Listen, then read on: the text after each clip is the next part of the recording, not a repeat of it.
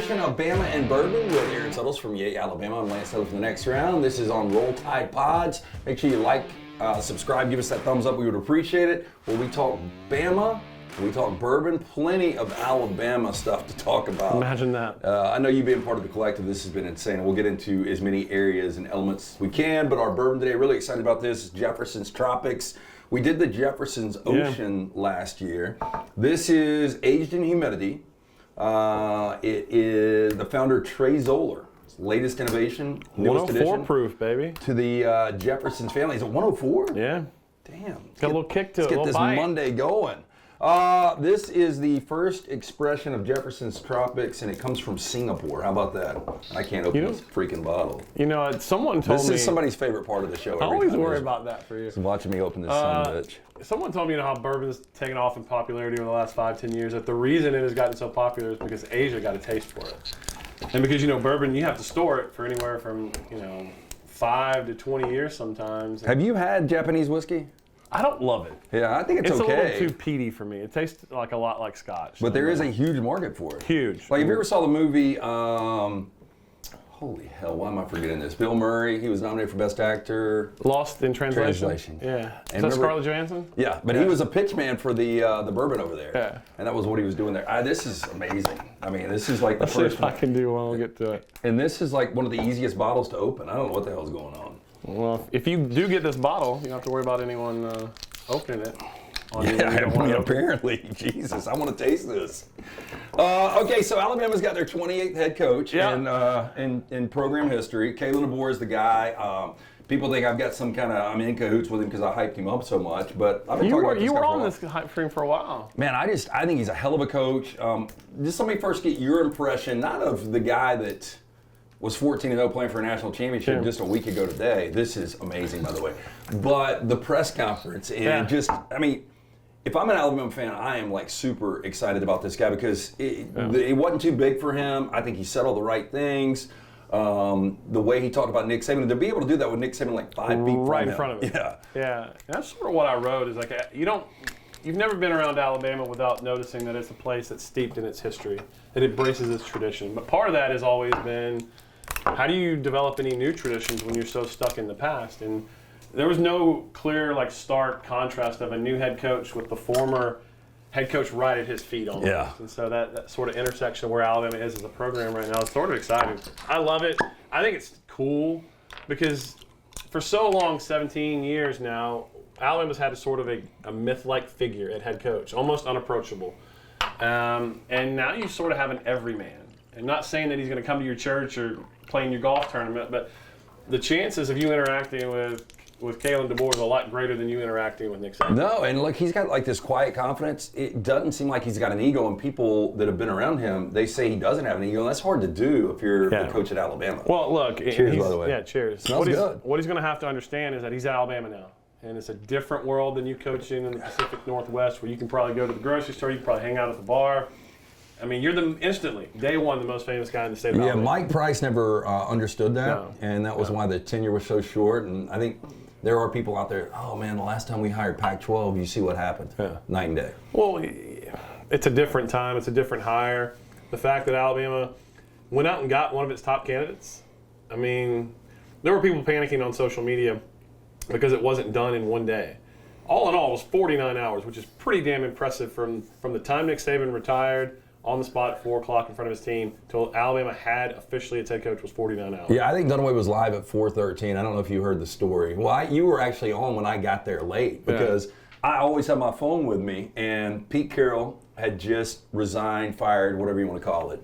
And I was like, and we started to talk about a contingent plan if Nick Saban did announce his retirement. And this was at like 2:30 in the afternoon. And I was like, there's no way it's going to go down today. So I went home, put my phone on the charger, got on the Peloton, decided between workouts to just check my phone. And it had completely blown up. Jumped in the shower, came. You were actually on the air. They were interviewing you when I got there.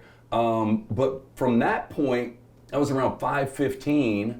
About 30 hours later, Greg Burns in a hotel room with his wife and with the DeBoer sitting down. I mean, that's pretty impressive. It was really impressive. The fact that, one, it wasn't traced.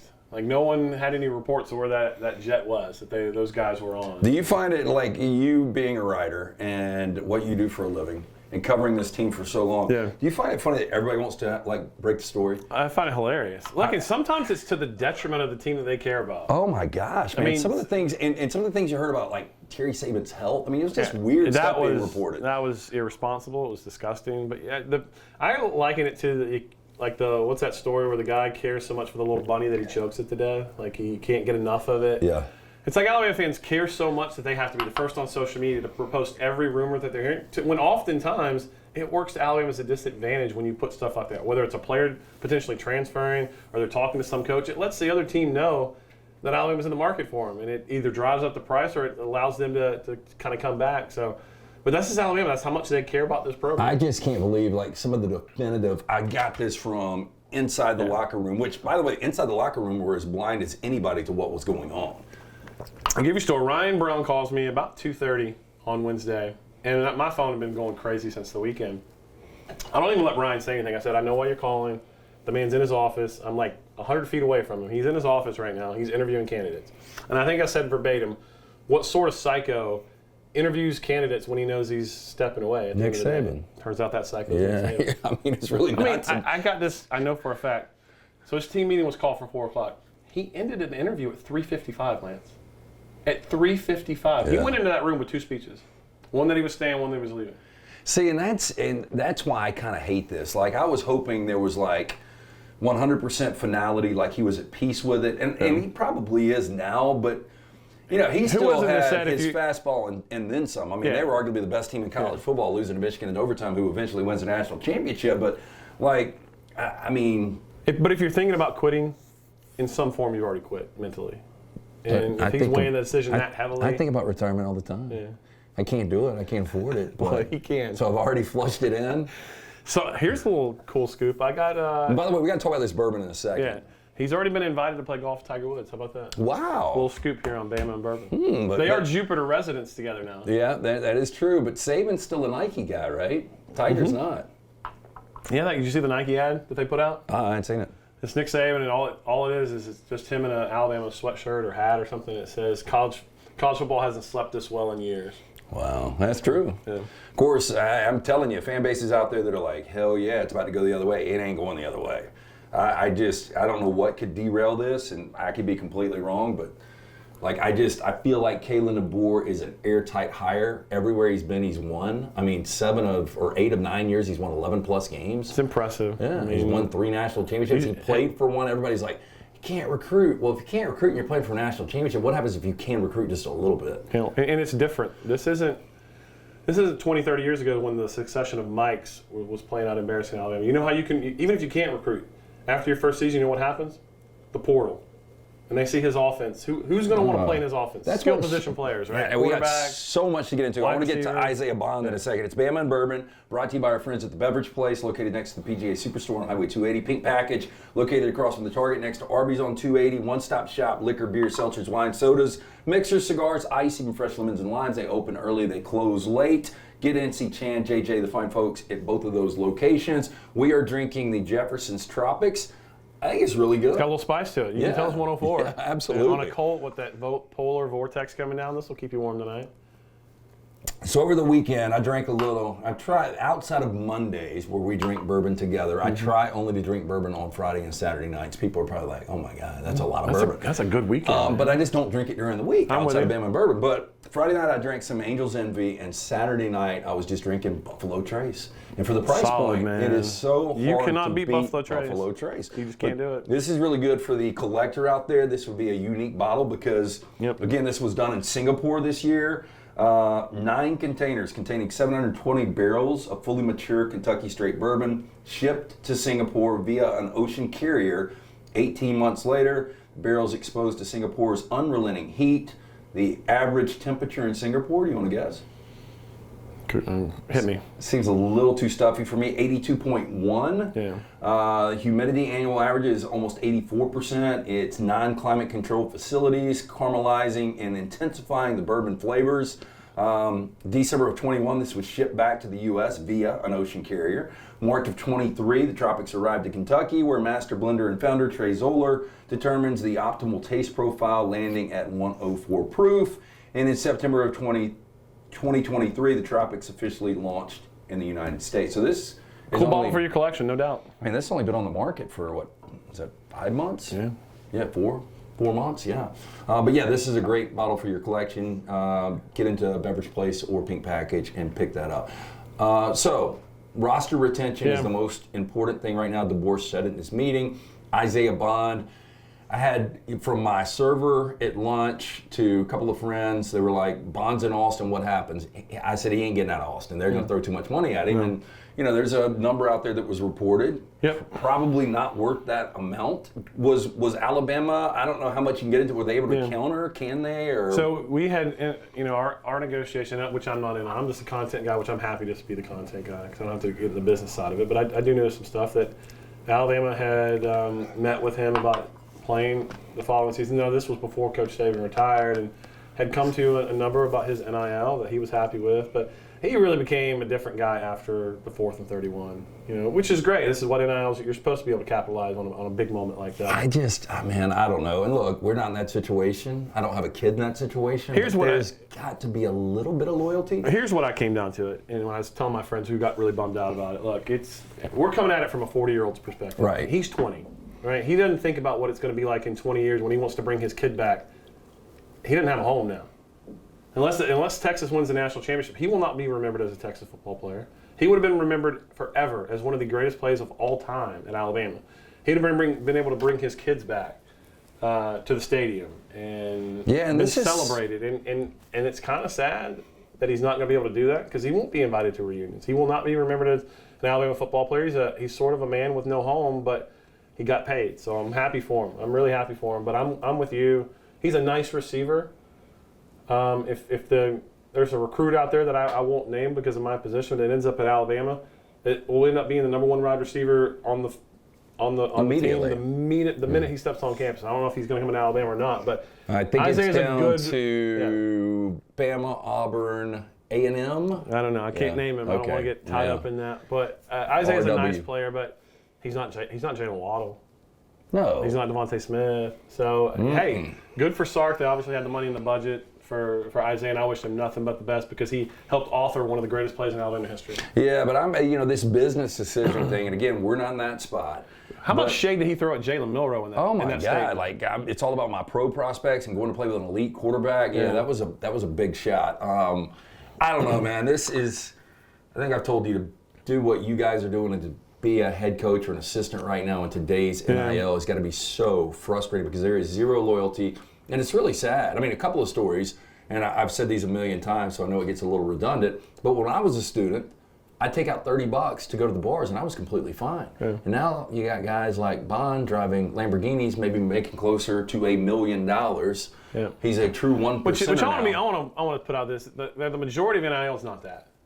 I know it's what we see in headlines because that's what get headlines. Most guys aren't even, they're doing better. They're giving their family a better quality of life. But most guys aren't rolling with $750,000. It's just it's not happening. But you said back to wanting to bring his kids to Tuscaloosa and that's kind of dying.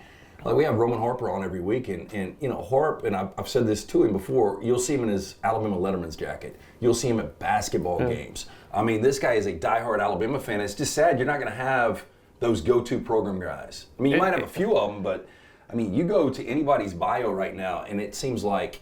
Not only transferring once, but a lot of these guys are transferring twice. I mean, it's sad because you think about, that's why we all love college football because most of us, we have a memory of being on our campus, of memories we made with our friends and a transformative period of our life that we can bring back, and it's sort of, you pass that down through the generations. And that's just not going to be the case in this new world of college football with some guys. Now, there are other guys, like Tyler Booker, where they're playing in NIL, they're maximizing their ability to earn off their NIL, but they're being loyal. So is Caleb Downs going to be loyal? Well, I hope so, man. Boy, I got to be careful what I say because I'm a part of the collective. That's a big part of this, and I think a lot of people are fearful of that. What you understand is the coach he signed up to play for is gone. His position coach is gone. But I would think he's the kind of guy that whatever the offer is, you can at least match it. I would think that. I don't know. Yeah, I mean, I don't know what that I would know. be. I can tell you, we never set the market on a player. Yeah. We never set the mark. We don't. You came to Alabama for more than that reason alone, that dollar figure, and Alabama's proven they can get you to the next level. Caleb's good enough though; he can get to the next level at UT Chattanooga. Yeah, it doesn't really matter where he goes. Bama and Bourbon. Tell us about Yay, Alabama.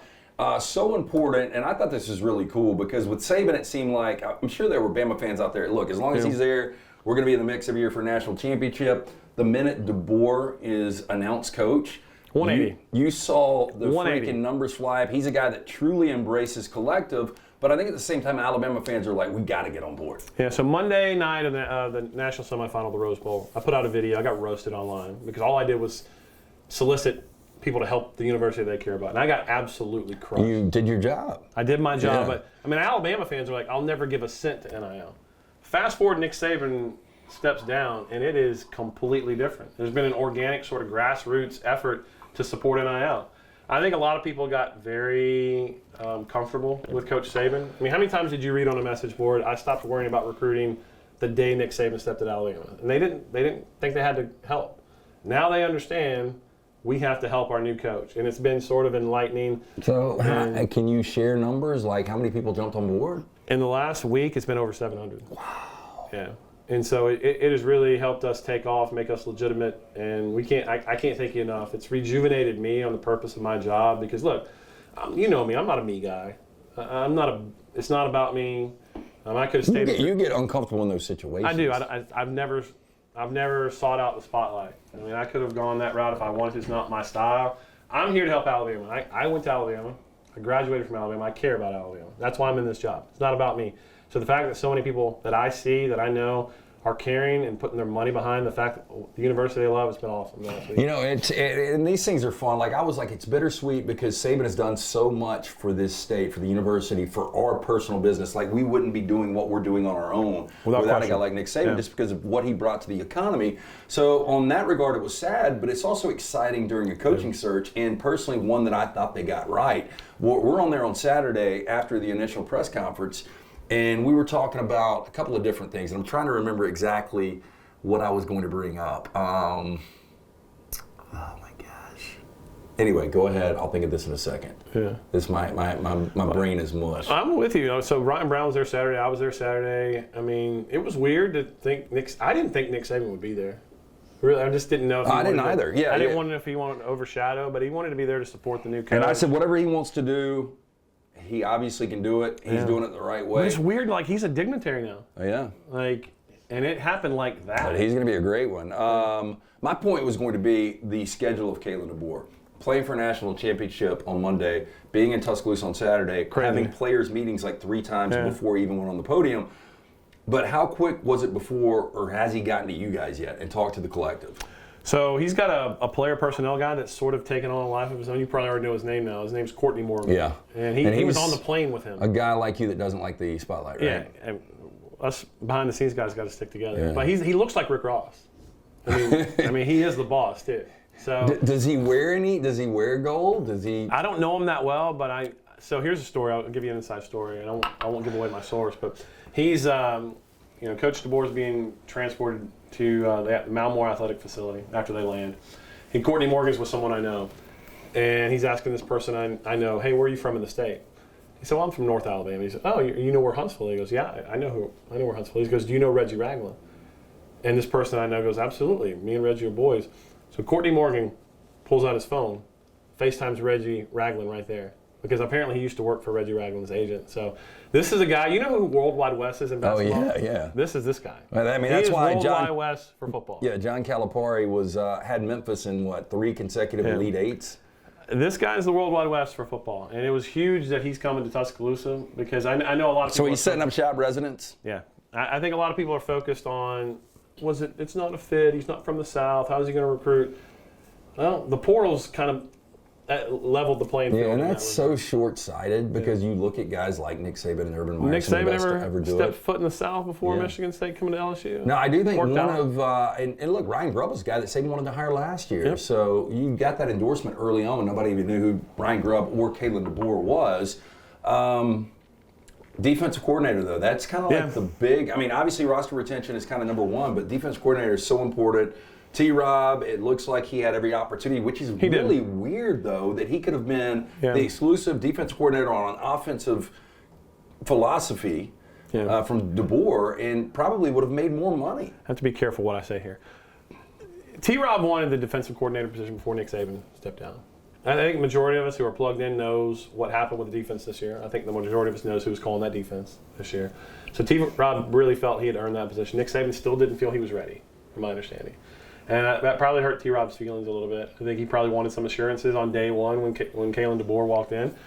And to Kalen DeBoer's credit, he's like, hey, I got to press pause. I need to think about this. And I think if Saban told me, hey, the guy's not ready. Yeah, probably not the answer that Coach Robinson wanted to hear and had a standing offer from Georgia. So he went there and look. Losing him is going to be tough because he would have been a key in helping roster retention. Well, I said the guy that really got jobbed was Glenn Schumann because he goes from a maybe dark horse candidate to get the Bama job to now he's the co-defensive coordinator. Probably will still be his defense. T-Rob more. Who's calling the defense at Georgia? Recruiter. Nobody knows. Muschamp, Kirby. Well, Muschamp apparently stepping off the field. Well, is Schumann a possibility to come back to Suttles? I don't think so. Not the names I'm hearing right now, and I don't want to. Is there a? Let me ask you this. Yeah. Have you heard of a current head coach? Yes. Yeah. I think that's starting to build a little steam now. Yeah, and there's a combination they could make that would, one, I think, help roster retention and also excite the fans a little bit. We'll see how it plays out. Again, I'm not putting anything out there because I don't want to sabotage the efforts.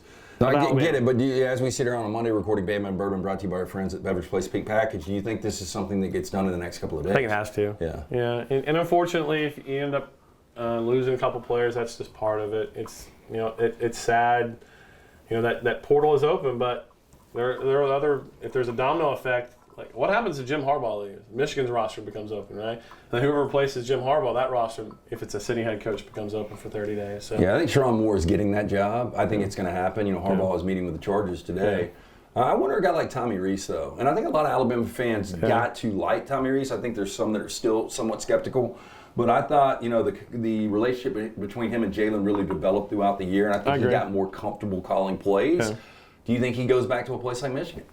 I don't know what's going to happen with Tommy. I wish him the best. I really got to know him this year. I like him. Yeah, I heard he's a good dude, man. Fun guy. I thought the fans. Guy's guy. Fans always blame the coordinators, and I get it. But I want to ask you, I want you to go play Madden with an offensive line that can't block, with a run game that can't run, with a quarterback that's struggling. And I want you to call plays on an expert level and tell me how successful you are at Madden. When everything's not working, the coordinator's going to take the blame. I get it. But when the offensive line started playing better, magically, Tommy Rees got better as a play caller. I don't think those two things are unrelated. And then when in the national the national semifinal, the offensive line struggled again. Suddenly, Tommy Rees gets criticized again. It's a results-oriented business. When things are going well, you're going to get the credit. When they're not, but I do think that Tommy. This raised his profile, and I wish him the best wherever he ends up. It's Bama Bourbon with Aaron Suttles, Yay, Alabama. Lance Taylor from the next round. It is on Roll Tide Pods. Make sure you like, subscribe, give us that thumbs up. Only got a couple of minutes left. Again, how can people get involved in the collective that has already grown by hundreds and hundreds since DeBoer took the job? I think there's only 2 states left in the continental United States, or actually maybe in the 50.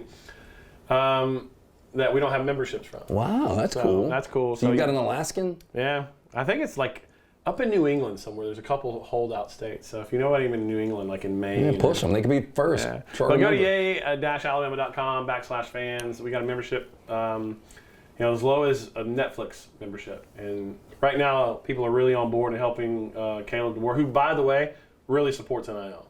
You're going to hear from him later on. He supports NIL. He knows how important it is. He understands the changing landscape in college football. So you have a head coach now that supports NIL, and so that's refreshing at Alabama. So next week we will talk more basketball. Alabama's defense, last 5 games, I don't think anybody's ever scored over 75 points against them. So the fear was this team can score with the best of them, but when it comes to the defensive side, not very good. Seems like they're making adjustments and playing better basketball. And Mark Sears leading the conference in scoring. I said earlier that I think at the end of the year, if he continues to play at this level, he'll get All-American consideration. I think he's playing that good. I mean, he had a stretch Saturday in the second half. He scored 8 straight points. And so he's a go-to guy, no doubt. He had 22. I think the game before he had 31. They got a tough stretch coming up. They got what? Missouri. Then they could go to Tennessee, and then they're home versus Auburn. Yeah, but Mississippi State is sneaky good. And it's so tough that was an impressive win. Any road win in the SEC right now is tough. Yeah, no doubt. Okay, like, subscribe, give us a thumbs up. More Alabama football and basketball next week on Bama and Bourbon. It's always brought to you by our friends at the Beverage Place, Pink Package, Jefferson's Tropics. I liked it. I mean, this is going to be a unique one that I'll probably sip on for a while. You and I have our bottles we'll take home. Yep. This will stay here at Disrupt Media. But good stuff. Yeah. But make sure you get involved with the collective. Check us out. Tell your friends you like Bama and Bourbon. Let them know about us. We would appreciate that. Like, subscribe, give us that thumbs up. We'll be back next week. You guys have a wonderful week.